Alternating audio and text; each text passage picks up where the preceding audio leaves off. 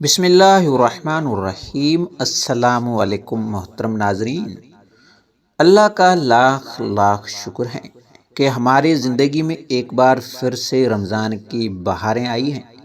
یہ ہماری خوش قسمتی ہے کہ اللہ رب العزت نے ہمیں اس قابل بنایا کہ اپنی زندگی میں ایک بار پھر سے رمضان کی رحمتوں اور برکتوں سے فیضیاب ہو سکیں۔ ناظرین محترم، ہمارے پیارے آقا سید المرسلین صلی اللہ علیہ وسلم کی عمر جب 53 سال ہوئی تو آپ صلی اللہ علیہ وسلم نے مکے سے مدینہ ہجرت فرمائی، اور پھر جب آپ کو مدینہ منورہ میں رہتے ہوئے 2 سال ہوئے تو اللہ تبارک و تعالیٰ نے مسلمانوں کو رمضان المبارک کی نعمت سے سرفراز فرمایا، یعنی سن 2 ہجری سے مسلمانوں پر رمضان المبارک کے روزے فرض کیے گئے۔ اللہ رب العزت قرآن پاک میں ارشاد فرماتا ہے کہ رمضان المبارک میں قرآن اتارا گیا، جب ایک جگہ یوں ارشاد ہے کہ شب قدر میں قرآن نازل کیا گیا، اور تم کیا جانو کہ شب قدر کیا ہے؟ شب قدر 1000 مہینوں سے افضل ہے۔ ناظرین محترم، ہزاروں مہینوں کا حساب لگایا جائے تو 83 سال بنتے ہیں۔ اللہ کے فرمان اور نبی کریم صلی اللہ علیہ وسلم کی فرمودات سے معلوم ہوا کہ اگر کوئی مسلمان اپنی زندگی میں ایک مرتبہ شب قدر کو پالے تو گویا اس کی ایک رات کی عبادت کسی بھی پکے سچے مسلمان کی 83 سال کی مقبول عبادت سے بہتر ہے۔ یہ رمضان المبارک کی فضیلت ہے کہ اللہ رب العزت اپنے بندوں پر ایسا خاص کرم فرماتا ہے۔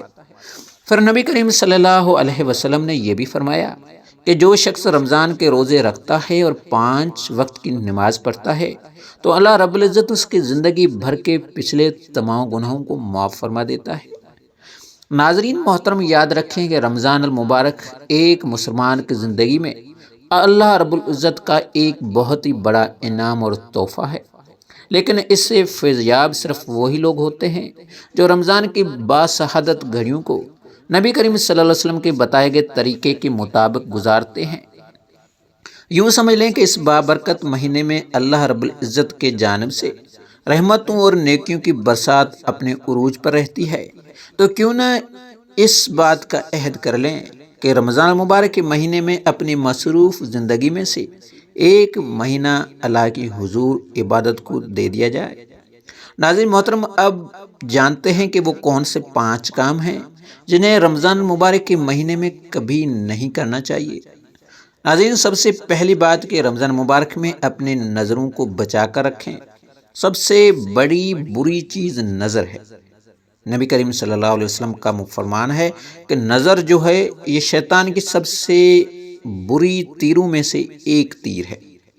لہٰذا نبی کریم صلی اللہ علیہ وسلم نے حضرت علی سے فرمایا کہ اگر کسی عورت پر ایک نظر پڑ جائے تو دوسری نظر مت ڈالنا اور اپنی نظروں کو جھکا لینا۔